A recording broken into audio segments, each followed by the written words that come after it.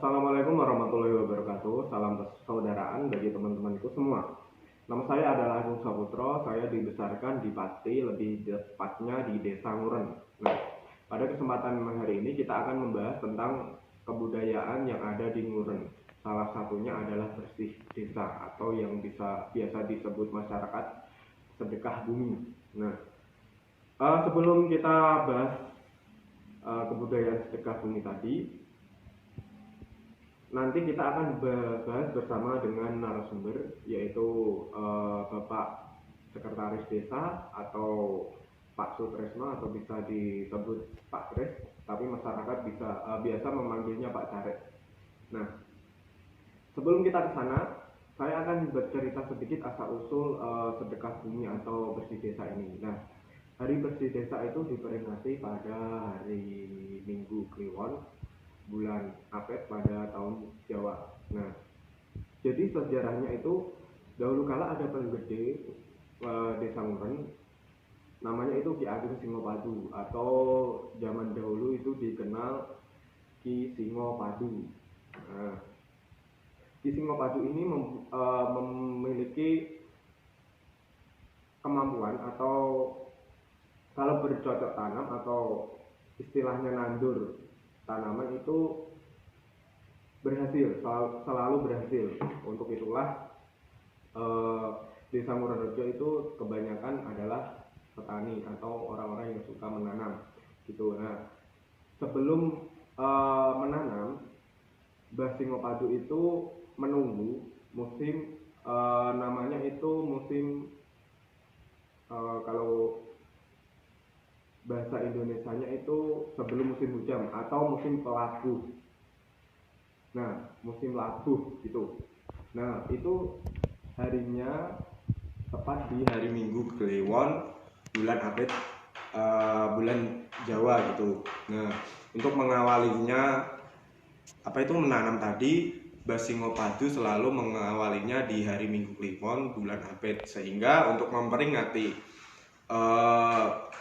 kejadian itu, masyarakat Ngurenrejo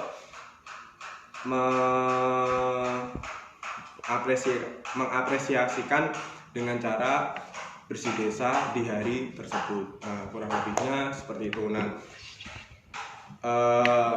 kita lanjutkan, kita menuju ke narasumber kita. Untuk itu, mari teman-teman ikuti vlog saya.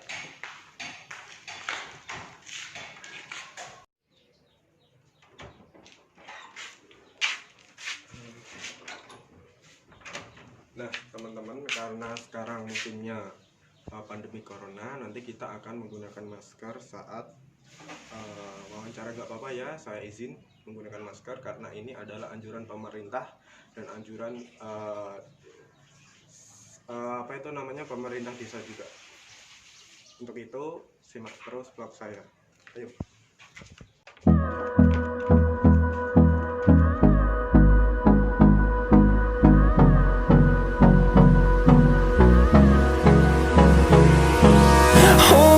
Close till I get up. Time is barely on our side. I don't wanna waste what's left. The storms we chase are leading us, and love is all we'll ever trust. Yeah, no, I don't wanna waste what's left. And on we'll go, through the wastelands, through the highways, till my shadow turns to sun rays. And on. Narasumber kita langsung saja ke narasumber. Nah,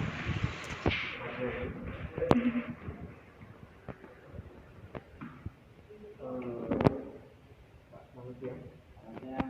Dengan Pak Sutresno atau Pak Caret.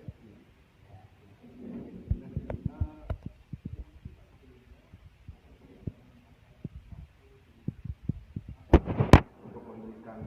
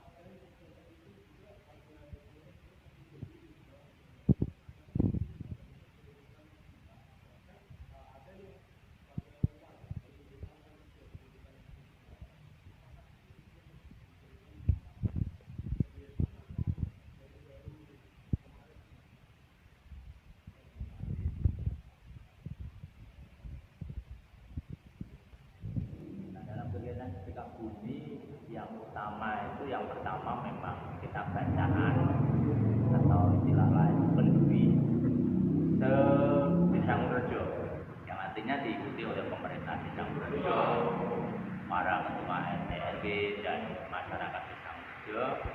Kemudian pelaksanaannya ditempatkan di balai desa dengan membawa nasi dalam kerdus, kalau dulu 7 daun pisang, tapi dengan adanya perkembangan zaman sekarang mau dibungkus kardus. Kemudian setelah terkumpul ya, itu memang di tempat mulanya di tangguki atau didoani oleh pimpinan agama, kadang oleh pemimpin pelaku agama. Dan ini juga dilaksanakan rutin karena ini adalah kegiatan yang maju dalam bersama. Kemudian kalau tadi disinggung setelah acara bacaan atau berdiri selesai, para hadirin yang mengikuti acara itu nasi itu sebenarnya berebutnya ini tidak dari dulu, hanya perkembangan sekarang saking banyaknya yang mengikuti, kemudian petugas atau panitia kualan untuk membagi satu persatu. Makanya mereka saling berebut. Sebenarnya kalau mau tertib akan mendapatkan bagian semua, karena bacaan atau berkat yang diselenggarakan dalam kitab ini diikuti seluruh warga. Itu banyak sekali. Hanya saja kadang-kadang kunjung bahkan yang dari luar desa merasa khawatir tidak kebagian, sangat berebut. Ini bukan tradisi. Yang menjadi tradisi ini bacaannya, karena ini dikandung maksud bacaan ini sebagai ritual tolak bala tahun sekali agar kita terhindar dari mara bahaya, penyakit, bencana dan sebagainya. Kemudian bacaan tahun baru ini juga dikandung maksud apresiasi atau wujud dari rasa syukur warga Desa Morejo atas karunia ilahi yang diberikan tanah yang subur, bisa digunakan untuk cocok tanam, menghasilkan penghasilan yang bisa digunakan untuk sumber nafkah sehingga penduduk Morejo ini dulu hingga sekarang mayoritas mata pencariannya dari dunia pertanian. Jadi ada makna yang bisa diambil dari kegiatan bacaan ini, di samping melestarikan tradisi bacaan yang sudah ditinggalkan para guru kita, juga maksud untuk tolak bala dan yang berikutnya juga sebagai wujud. Kemudian kaitannya dengan wayang ini memang kegiatan utama juga dalam sedekah bumi dari dulu ke sekarang. Setiap ada sedekah bumi di desa kita ini menyelenggarakan atau mengadakan pertunjukan wayang kulit. Wayang kulit ini dengan lakon atau cerita Senotani. Senotani ini ada hubungannya dengan keadaan atau sosial budaya masyarakat yang tadi saya sebutkan bahwa warga Morejo ini kebanyakan petani. Dari dulu hingga sekarang ini mayoritas petani.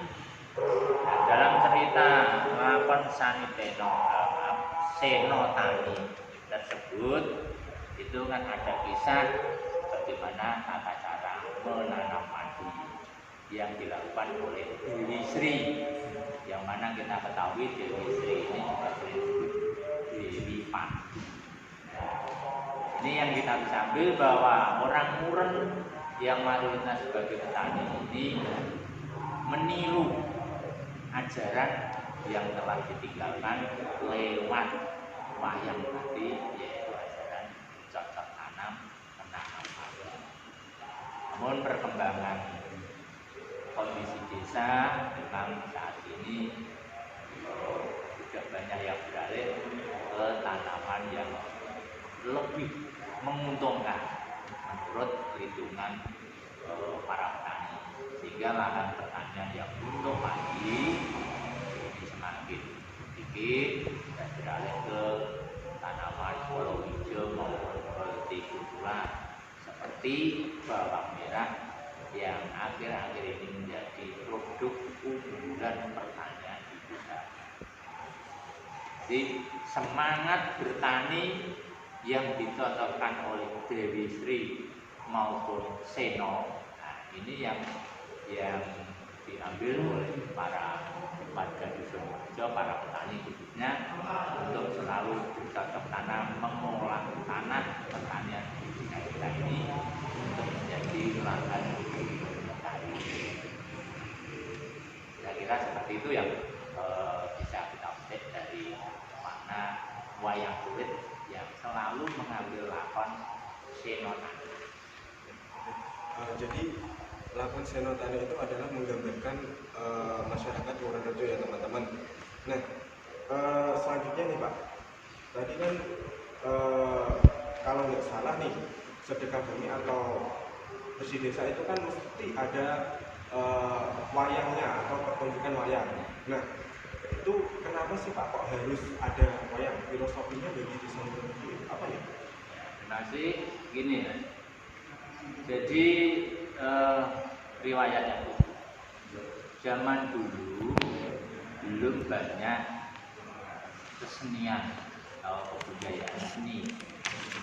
Ya, yang ada yang dulu ada itu memang wayang, karena ini wayang kulit ini sudah sudah dikenal oleh masyarakat mungkin sejak adanya kisah Baratayuda dan Mahabharata, sehingga ulang.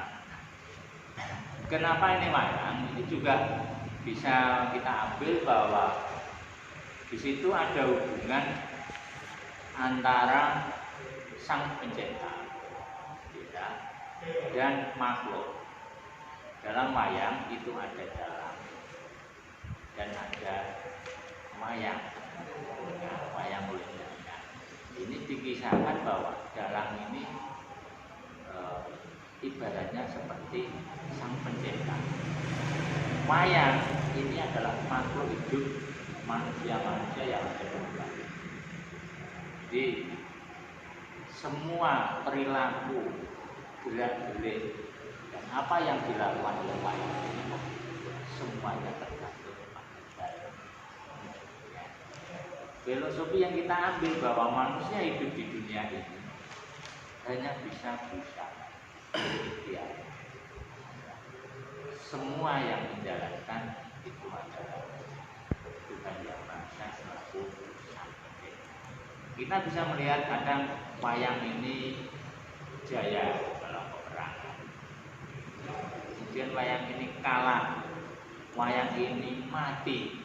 Ini kan semua tergantung dalang.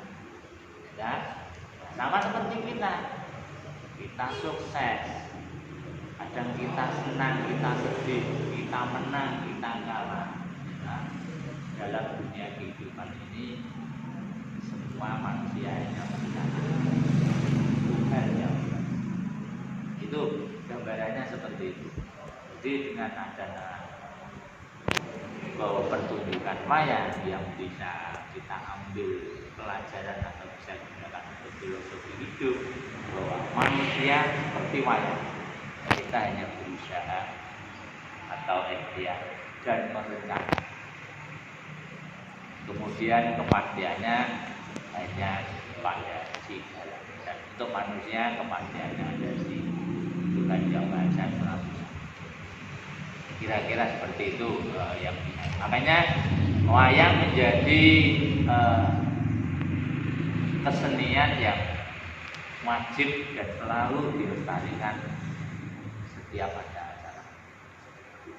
Di samping itu memang wayang ini adalah asli kebudayaan dari bangsa Indonesia, bukan dari negara lain. untuk wayang. Kalau ceritanya bisa saja itu dari Mahabharata yang dari negara lain, tapi wayang kulit itu ya produk dari luhur kita banyak. Ternyata ya teman-teman, filosofinya dalam banget. Kenapa kok harus mesti wayang saat sedekah bumi di Desa Muronrejo seperti yang disampaikan oleh Pak Tresno atau Pak Carek. Nah, selanjutnya nih Pak, sepengetahuan saya kan yang acara sakralnya itu adalah bendaan tadi, kemudian wayang. Selain itu apakah ada lagi Pak, terlepas dari acara sampingan seperti ada hiburan dangdut, mungkin ketoprak atau mungkin payungan? Selain itu apakah ada acara sakral lagi di Bersih Desa atau hanya biasa saja? Oh, ada. Jadi setiap tahun itu banyak rentetan kegiatan acara yang diselenggarakan dalam rangka sedekah bumi atau bersih.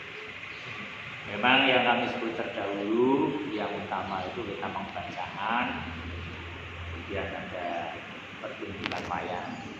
Namun masih ada acara-acara lain yang sifatnya juga sakral dan sifatnya juga memeriahkan pertunjukan.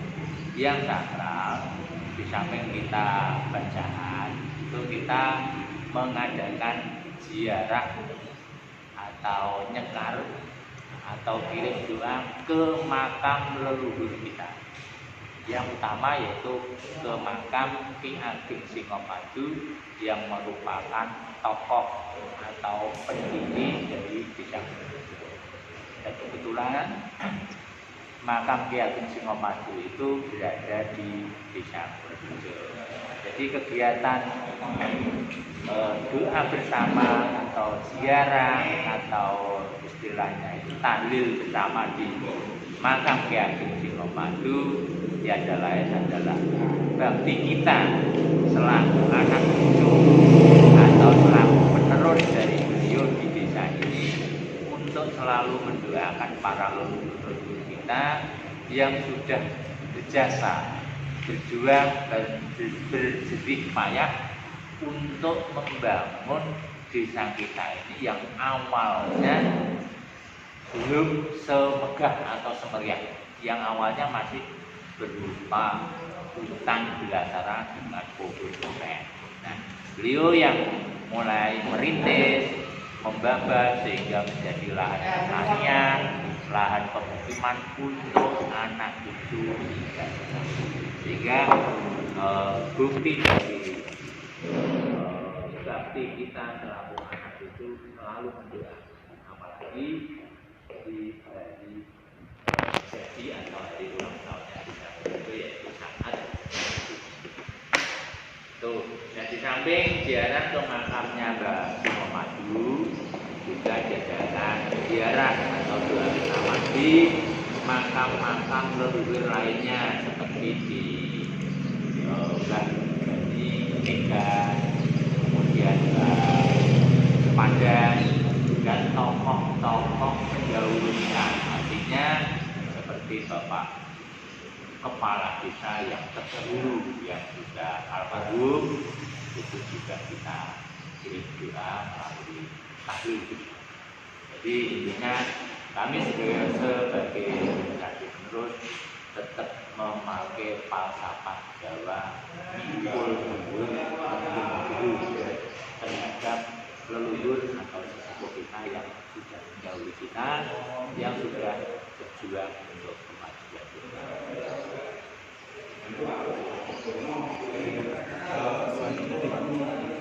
Apa sih yang bisa diambil dari Bersih Desa ini Pak sebagai mewujudkan karakter warga Muron gitu loh Pak? Oh, lewat Bersih Desa ini karakter yang keluar itu seperti ini dari Desa Muron, itu menurut Bapak gimana Pak? Oke, ya. Jadi karakter yang pertama yang bisa kita petik dengan adanya sedekah. Yang pertama, kita selalu menjaga dan melestarikan peninggalan leluhur, yaitu tradisi desa, atau kalau bahasa sekarang kita asal usul desa. Jadi desa itu sesuai dengan undang-undang desa juga harus menjaga apa yang menjadi hak wewenang asal usul desa. Ya, karena sedekah bumi ini kan sudah dari dulu turun menurun, ini harus kita jaga kelestariannya, jangan sampai tidak ada sedekah bumi karena ini memang peninggalan para leluhur. Yang kedua, bahwa dengan adanya sedekah bumi yang diselenggarakan bersama pemerintah desa, lembaga desa dan masyarakat desa, kita bisa memetik bahwa dengan sedekah bumi ini kita bisa menunjukkan rasa persatuan ya, dan kesatuan dari masyarakat. Kemudian berikutnya yaitu adanya rasa kegotong royongan. Ini yang menjadi ciri khas masyarakat desa. Bahwa kami sebut tadi sedekah bumi diselenggarakan bersama pemerintah desa dan masyarakat. Artinya masyarakat se-desa Muda ini secara bergotong royong menyelenggarakan agar sedekah bumi ini tidak punah. Karena ini merupakan tradisi atau negara. Kemudian masih ada juga hikmah lain yang kita petik bahwa tadi kami sebutkan bacaan sedekah bumi ini diikuti dan diselenggarakan oleh seluruh masyarakat desa Muda, yang berarti kita berlatih untuk bersatukan. Apalagi ini tadi berkat atau bacaannya ini juga diberikan kepada warga desa lain, desa tetangga yang mau atau hadir ikut di acara. Ini juga kita melatih atau mendidik masyarakat untuk selalu suka. Jadi banyak hal yang hanya bisa kita petik, namun yang utama tadi yang kami sebut yaitu melestarikan tradisi atau budaya, kemudian rasa persatuan dan sedekah bumi itu bisa tertanam rasa itu, kemudian rasa kegotong royongan masyarakat juga bisa kita tanam melalui kegiatan sedekah bumi. Dan yang terakhir tadi yaitu berlatih untuk selalu bersyukur. Ternyata dalam sekali ya teman-teman. Nah terakhir nih Pak, ada nggak Pak pesan dari Bapak buat seperti saya dan teman-teman muda terkait dengan kebudayaan yang sekarang Bapak sendiri tahu bahwa anak-anak muda seperti saya dan teman-teman itu sudah mulai goyah terkait kebudayaan dari luar, hampir meninggalkan kebudayaan asli sendiri. Nah, kira-kira pesan Bapak buat saya dan teman-teman itu apa? Oke, terima kasih. Yang namanya kemajuan zaman memang tidak bisa kita hindari dan globalisasi berpengaruh ke generasi kita. Artinya mau tidak mau kita memang harus mengikuti kemajuan zaman. Kalau tidak mengikuti bisa dibilang nasib kita kegilaan.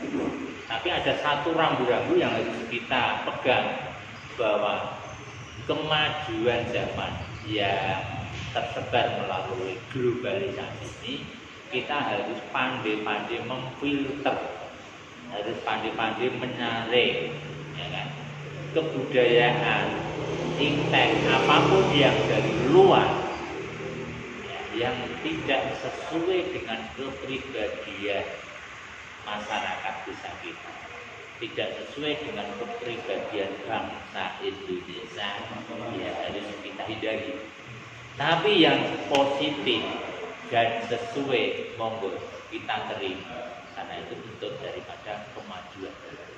Jadi walaupun semaju apapun kita harus tetap berpegang yang namanya ciri khas ya, atau identitas kepribadian bangsa Indonesia, yaitu pertama persatuan dan kesatuan.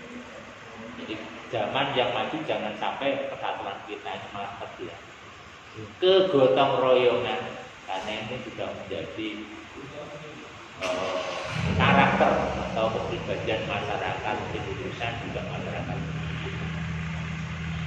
Jangan sampai kita menghilangkan yang sifatnya itu kegotong royongan, persatuan dan yang ketiga yaitu rasa kepedulian. Ya, rasa kepedulian untuk anak-anak muda ini harus ada. Saya mengutip pepatah Jawa, anak muda itu boleh dibilang atau dibilang wani kaduk kurang gugur, wani kaduk kurang gugur.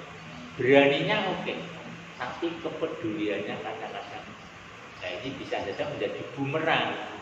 Artinya bahwa anak muda yang dinamis, energi, yang cerdas, yang selalu ingin maju, tetap harus punya rasa kepedulian. Apalagi saat ini bangsa kita sedang ya wabah COVID-19, maka kita semua yang tua, yang muda punya kepedulian untuk sama-sama menjaga sahabat saudara kita agar tidak tertular COVID-19. Nah, ini harus ada kepedulian juga. Kalau pemerintah menganjurkan kita jaga jarak, ya kita upayakan jaga jarak, pakai masker juga harus kita pakai. Sementara di rumah aja, kita juga harus disiplin di rumah. Kenapa? Wabah itu tidak hanya menyerang diri kita sendiri, tapi bisa menyerang orang-orang yang dekat dengan kita, orang-orang yang sayang dengan kita, karena kedekatannya bisa betul. Apalagi COVID-19 ini tidak bisa dilihat dengan kasat mata, sehingga sulit untuk mengetahuinya. Nah, antisipasinya itu kita harus punya peduli dengan para pejuang kemanusiaan yang mencegah corona dengan ikut membantu mereka menangkal corona. Ini yang bisa kami pesankan untuk generasi muda. Jadi intinya yang muda yang berkarya, ya, tapi jangan lupa kita untuk selalu menjaga jati diri atau kepribadian dari bangsa Indonesia, yaitu rasa persatuan, rasa kegotong royongan, dan peduli kemudian. Itu yang bisa kami pesankan. Terima kasih Pak atas waktunya. Teman-teman, itu ada sedikit tadi ngasih tahu atau menimba ilmu dengan Bapak Tresno atau Bapak Jared. Nah, pesannya itu pada kita semua, terus khususnya saya dan umumnya adalah kepada teman-teman, bahwa yang muda itu yang berkarya, tapi jangan lupa untuk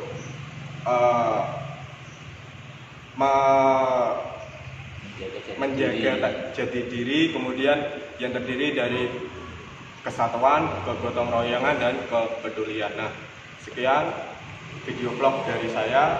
Apabila ada tutur kata atau ucapan yang kurang berkenan di hati teman-teman, saya minta maaf, dan terima kasih juga atas waktunya ya Pak. Sekian dan terima kasih. Wassalamualaikum warahmatullahi wabarakatuh. Waalaikumsalam. Nah, kurang lebihnya seperti itu teman-teman. Hasil vlog dari saya yang berdiskusi atau mencari pengetahuan bersama Pak Care atau Pak Sutresno tadi. Kurang lebihnya saya mohon maaf ya. Semoga video vlog ini bermanfaat bagi kita semua. Salam persaudaraan, semoga sehat selalu bagi teman-teman, dan jangan lupa jaga kesehatan karena musim Corona atau COVID-19. Semoga pandemi ini lekas berlalu dan kembali ke sedia kala. Wassalamualaikum warahmatullahi wabarakatuh.